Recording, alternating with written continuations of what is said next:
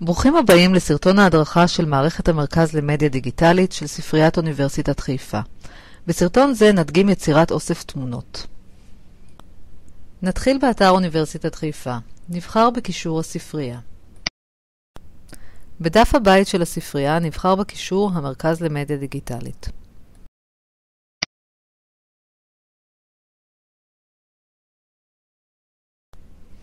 זהו דף האוספים הראשי של המערכת.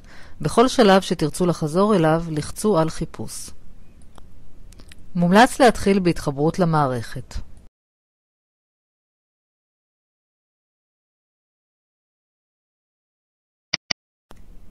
הקלידו את מספר תעודת הזהות ואת הסיסמה שלכם.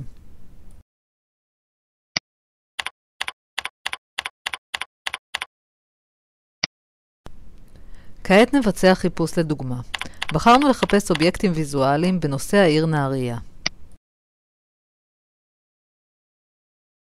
כדי להרכיב אוסף אישי, בחרו את התמונות הרצויות על ידי הקלקה על אייקון הסל.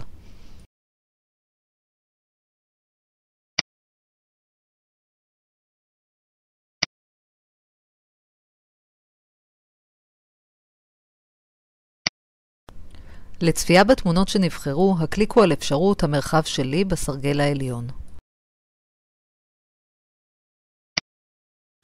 בשלב זה ניצור את תיקיית האוסף. הקלידו שם לאוסף על פי בחירתכם. במקרה זה בחרנו בשם נהריה.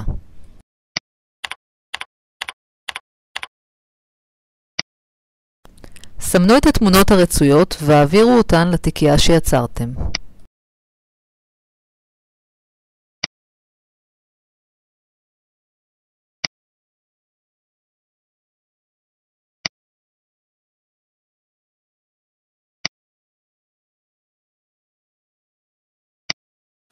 ליצירת לינק שיאפשר את הצגת האוסף לאחרים ללא צורך בהתחברות, הקליקו על פרסום, האייקון הימני.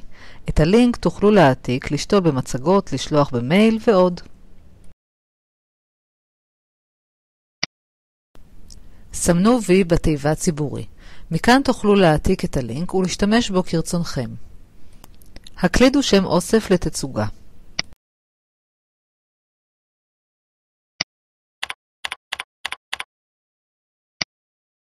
אשרו את השם הנבחר. לצפייה באוסף שיצרתם, הקליקו על אפשרות לחצו לתצוגה. כך ייראה האוסף שיצרתם. מיד יוצג האוסף שיצרתם.